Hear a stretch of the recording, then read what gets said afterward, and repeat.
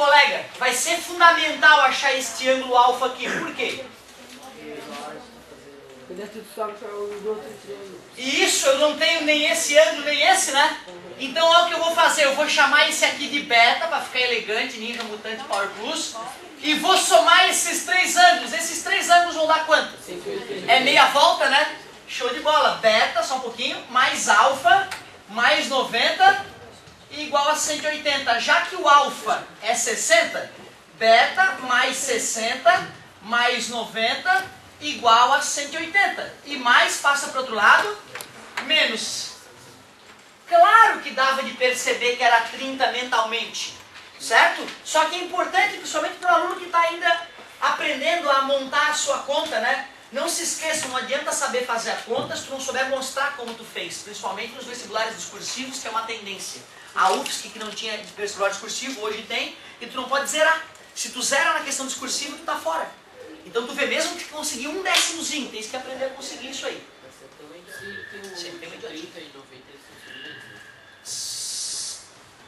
Ah, tu tá dizendo desse? São triângulos semelhantes. Dá para usar proporção entre eles, né? Aliás, quando nós usamos seno, cosseno e tangente, nós estamos usando proporção, né? Lembra? Certo? Essa é uma proporção previamente calculada, né? Para economizar tempo. Gostei. Adorei. O primeiro passo, talvez o mais difícil, tenha sido dado. Aqui eu não sei se eu pedindo, mas se tivesse pedindo assim, o X ali pro segundo ano, primeiro ano, tem o beta ali. Nada de achar o Y e depois diminuir para 21. Isso, mas essa é a saída. Parabéns, é isso aí, nós vamos fazer isso, está no caminho certo. A galera, na verdade, só percebendo que ia fazer falta não saber aquele ângulo, a galera já me ajudou a encontrar aquele ângulo ali, certo? Mas é isso aí. Eu vou achar o Y, né, galera? E vou fazer 21 menos Y para achar esse tamanho. A tua ideia é perfeita. Como é que eu acho o Y? Deixa eu ver, de quem? Cosseno desse aqui, pode ser? Pode ser, na verdade, não é obrigatório, né? Eu poderia fazer seno do outro também, né? Mas é isso aí, até porque o cosseno de 60 e o seno de 30 são iguais, né?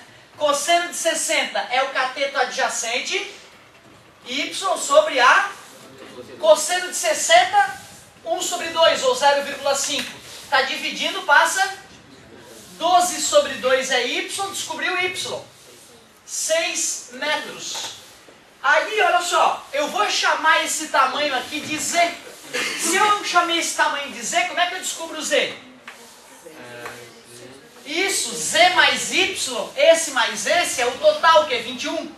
Como o y é 6, mais passar para lá, menos, vai dar 15. Concordam comigo? E aí finaliza então.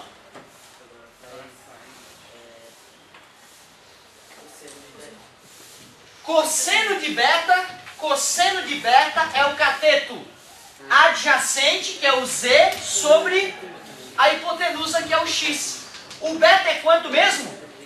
Cosseno de 30, vai na tabelinha que nós construímos ontem. Da raiz de 3 sobre 2. O z, acabei de descobrir. Vamos calcular o x. Olha o que vai acontecer nesse final, que é azar. Cruz credo. Raiz de 3x é igual a 30. O raiz de 3 está multiplicando, passa. X é igual a 30 sobre raiz de 3. É uma resposta satisfatória?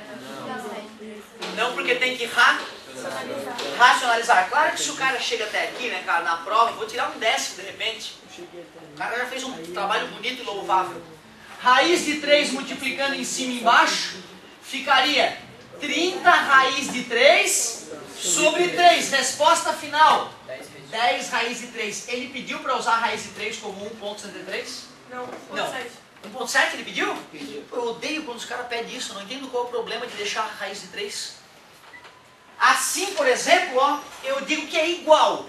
O x é igual a 10 raiz de 3. Quando eu digo que o raiz de 3 é 1,7, eu não posso mais dizer que é igual, eu tenho que dizer que é aproximadamente. Então ficou uma resposta nojenta. É pessoal, né? Eu sou meio criterioso, meio chato. Ficando velho fica chato. Então tu vê, ó, eu acho isso uma tremenda babaquice. A não ser que sirva para tu decorar que raiz de 3 é Aproximadamente 1,7, mas eu já até tenho que pedir para decorar que é 1, porque porque eu quero que tu seja mais. Então a gente já sabe que a raiz de 3 é 1,73. A partir desse momento, então não fica legal ficar substituindo toda hora. Resposta exata, resposta aproximada, boba. Muito bom. Essa aí também eu aceito. Essa aí já é talvez a mais difícil que eu colocaria na prova. Por quê? Porque não foi usar só um seno ou um cosseno. Tu tivesse que usar cosseno, usar uma noção de geometria importante e usar cosseno de novo. 2 vezes tivesse que fazer a conta. Então já deu uma aumentada no nível. E a B parece que complicou a vida da galera, né? Parece que a B mesmo é que ficou desafiadora. Ano passado eu lembro que uma colega me impressionou com uma maneira de resolver a B que ficou bem prática. Mais prática que a minha. Mas eu vou fazer do meu jeito. Vou fazer do jeitinho que eu me sentia seguro para fazer quando eu tinha a tua idade. Olha que beleza. Triângulo, retângulo, mais um triângulo, retângulo. Um tem um ângulo de 30 graus, outro 60, e ele quer saber o x. Sendo que ele deu que esse tamanho aqui é 200. Oh, essa é bonita. Isso, é verdade, até porque se não fosse 90 não seria triângulos retângulos, né? Estaria fora do escopo da aula. Oh, ficou bonito, né? Ô galerinha, o negócio é o seguinte. Posso? O negócio é o seguinte. Cara, essa questão aqui é muito legal para entender como é que é possível medir a altura de uma montanha sem nunca ter ido até ela. Concordas comigo? Nem próximo dela tu precisa chegar. Nem próximo de uma montanha tu precisa chegar para medir o tamanho dela. Concorda comigo? Olha, se tu quiser, tu não precisa nem usar equipamento caro. Tu pode fazer do teu jeitinho. Pega uma régua, por exemplo, e olha para uma montanha. Tu pega a linha do horizonte como referência, sei lá, estica um barbante aqui perto de ti, onde tu estás olhando, e com a tua régua tu faz uma mira lá no topo da montanha. Para a tua régua aqui, encaixa um transferidor e mede o ângulo. Vai estar medindo aquele ângulo ali, concordas comigo? Aí tu caminha um pouco para frente. Sei lá quantos passos tu caminha 200 passos para frente, pode ser. E aí tu faz a mesma coisa, pega a tua régua, aponta para o topo da montanha e usando um transferidor mede esse ângulo. Vai dizer que tu não vai estar medindo aquele ângulo ali, ó. Tu sabe que aqui tem 200 passos, sabe esse ângulo e sabe esse ângulo. Começa a fazer a conta, acha o x, achasse a altura da montanha, sem nunca ter encostado nela. Show, né, cara? Matemática é foda, né, cara? Matemática, ela é foda. Me perdoa, pai, me perdoa. Mas é foda a matemática. Pô, tu falar o tamanho de algo sem encostar no objeto, sem conseguir, sem precisar ir até ele, isso é mágico. Mas será que é possível mesmo? Então vamos ver. Me ajuda, meu querido. Ah, pode ser, a gente poderia determinar que ângulo é aquele ali, né? 30 graus, pode ser. Eu saberia que esse todo aqui é 60 graus, eu poderia dizer que esse ângulo todo ali é 60. Eu botei aquela base ali do... Isso é Y. Ah, esse aí é um segredo importante, ó. Chamar isso aqui de Y. Às vezes é a saída para o problema, é tu dar o nome que o problema não deu. Se ele tivesse colocado Y ali para ti, ele teria facilitado o problema. E aí depois, Vinícius? Tangente de 60. Tangente de 60, deixa eu ver em cima desse cara aqui, né? Tangente de 60 é o cateto oposto sobre o cateto adjacente. Adorei. Aí de 3 aí foi para botar 1,7. Essa aqui nós já usamos hoje, a tangente de 60, né? Raiz de 3, ótimo. Igual a x sobre y. Tá dividindo, passa.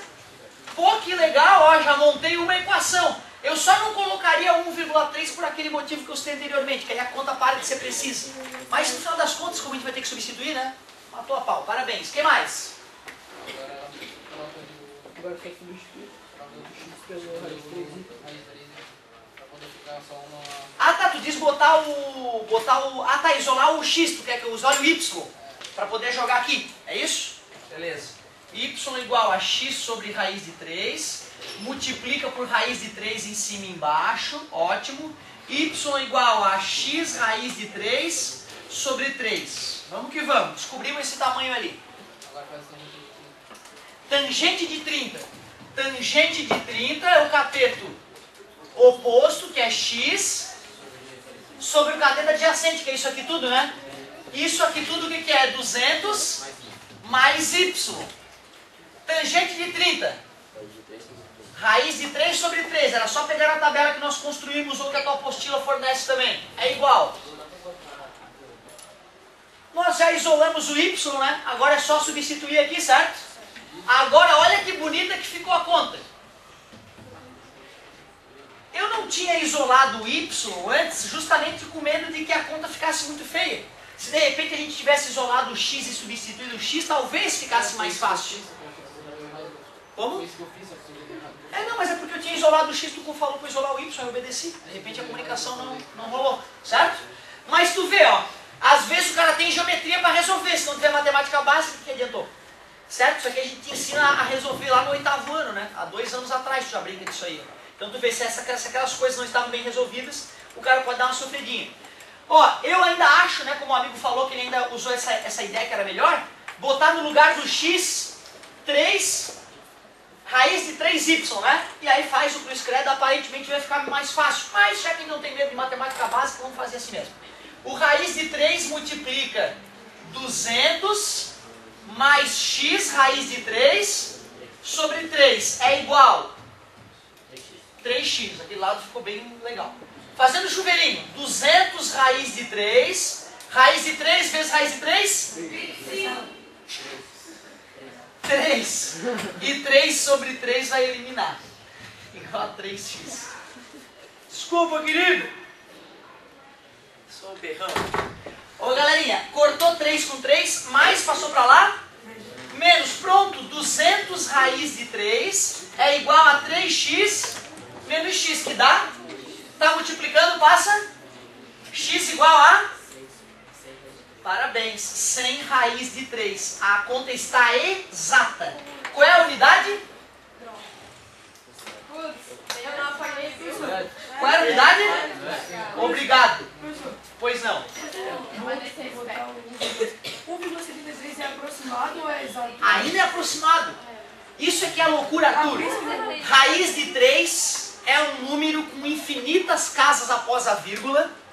Cuidado, não estou dizendo que é um número infinito, né, gente? Raiz de 3 é menor que 2. Só que é um número com infinitas casas após a vírgula, que nunca se repete e que não tem nenhuma regra que gera esses casas. Ou seja, é um número irracional. Essa é a... Como os números racionais são esquisitos, como pode existir um tamanho que eu posso medir fisicamente, a diagonal de um quadrado, mas não existe número que represente aquele tamanho? É uma loucura isso, né? É difícil de acreditar.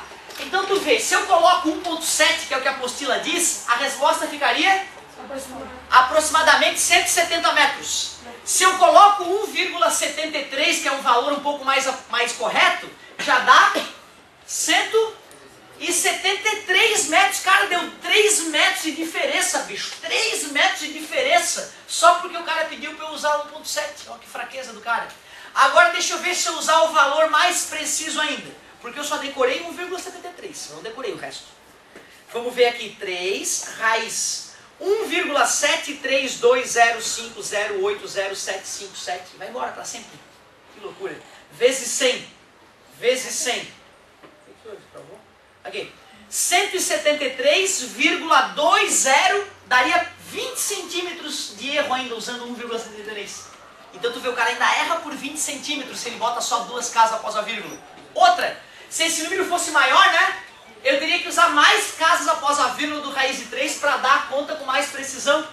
Tu vê que loucura, como é importante conhecer a raiz de 3 com precisão para descobrir o tamanho de uma montanha com precisão. Que loucura, né? Interessante essas ideias todas. Mas é verdade, cara, a partir de hoje, tu tá praticamente um técnico em... Como é o nome daquele cara que vai lá e faz o cálculo com teodolito? Como é o nome daquele cara? Esqueci o nome dessa profissão, meu Deus. Tem um amigo meu que trabalha com isso, tá? Ele vai me matar. Mas, cara, tu já viu aquele teodolito? Aquele aparelhinho amarelinho, geralmente tem um sujeitinho olhando por ele e outro lá longe com uma plaquinha. Certo? O que aquele equipamento faz? Ele simplesmente mede os ângulos. Os mais modernos, tu digita no próprio equipamento as distâncias e ele faz a conta para ti. Ou seja, o cara só se dá o trabalho de medir e nem a conta ele faz. O equipamento cospe lá a resposta, 173,2 metros. Legal, né? Então é só o trabalho de medir mesmo, é uma máquina de medir ângulos, aquele teodolito. Fala, meu querido. Ainda não, devido àquilo que a gente discutiu, a raiz de 3 não é um número que dê para escrever em decimal exato, certo? Vai ficar sempre com casos após a vírgula e sempre vai ter uma imprecisão embutida. Professor, está me dizendo que é impossível medir algo com precisão total? Aham. Estou te dizendo que medir é um dos grandes desafios da engenharia. Já não citei para vocês daquele mastro do navio da Petrobras, que uma empresa cobrou mais de 100 mil dólares para medir o diâmetro do mastro? Mede com precisão, bastante precisão, mas não máxima, né? Sempre que tu, na indústria, cara, sempre que tu tem uma medida, não interessa a medida de que seja, na indústria ela vem assim, ó, 1032,54 milímetros, mais ou menos 0,03 milímetros. O que essa medida está me dizendo, galera? Que o cara que mediu isso usou equipamentos que tinham uma certa limitação de precisão. Primeira coisa, concorda comigo? Esse aparelho que ele estava usando para medir, pode medir 0,03 milímetros para mais ou para menos. Não é um equipamento preciso. Outra, tu acha que ele mediu esse tamanho uma vez só? Ele mediu 10 ou 100 vezes e fez a média das medidas. Ele mede, anota o valor. Desregula o equipamento. Regula de novo, mede, anota o valor. Tira o equipamento. Bota o equipamento de novo, mede. Cara, é uma doença, é repetição, repetição, para garantir que ninguém fez cagada no processo. Se uma das medidas deu um valor absurdo, opa, nessa medição eu errei, vou descartar ela e vou fazer outra. Depois que tu tirou a média, tu vai lá no aparelho e o aparelho, o fabricante falou, olha, eu que fabriquei esse aparelho, eu sei que ele não tem essa precisão toda. Então tu vai pegar a média dos resultados e ainda depois tu vai colocar mais ou menos o erro do aparelho que tu usou. O engenheiro que pega esse dado para fazer o equipamento, para escolher uma porca para encaixar lá, ele sabe que a porca tem que ter um tamanho parecido com esse, né? Mas ele está esperando um pequeno erro ali. Então tu vê, cara, nessa vida nada se sabe com precisão máxima. Sempre tem um erro embutido em tudo. Por isso que tem empresas de metrologia, que são essas empresas que realizam medições. Qual é a maior empresa de metrologia do Brasil? Inmetro. É o cara que mede basicamente tudo, que regula as balanças do país, as bombas de combustível, lembra? E assim por diante. Outra, alguém tem que verificar se essas réguas de vocês são verdadeiras, né? Vai que um cara tem uma régua que mede diferente da régua do outro colega. Que empresa que faz essa verificação? O Inmetro, que está sempre verificando a qualidade dos fabricantes de régua. Volta e meia ele pega um lote lá. Fabricante de régua, tu? Sim. Então peguei. Aqui, deixa eu analisar esse lote. Aí ele vai lá e vê, ih, cara, essas tuas réguas dão uma porcaria. Vai ser multado R$1 milhão cada dia que esse lote de réguas nojentas permanecer na mão do comércio. Tu vê, aí o cara vai lá, pode tomar uma carcada de multa na empresa porque bobeou na qualidade da empresa. Olha só que bacana. Exatamente, quando alguma coisa tem selo do Inmetro, quer dizer que o Inmetro periodicamente verifica a qualidade daquilo lá. Mas observe vocês que essas verificações são probabilísticas. O cara vai aleatoriamente, pega uma caixa e analisa. Apesar de todo o cuidado, é possível que um desses equipamentos tenha defeito, né? E vai dizer que tu não escuta direto reclamação de defeitos de equipamentos. Pode entrar, querida. Vai dizer que tu nunca escutou um cara que comprou um carro zero e o carro zero do cara não funcionava. E dava pau toda hora. Apesar deles radiografarem o motor antes de montar o motor, apesar de ter vários testes de qualidade, um dos milhões de carros fabricados no dia não vai funcionar. Vai dar pau, o motor vai quebrar já nos primeiros meses de funcionamento. Então tu vê, não dá para garantir total qualidade em tudo. Às vezes, né, as probabilidades jogam contra nós. Adorei a discussão e agora vamos para a próxima.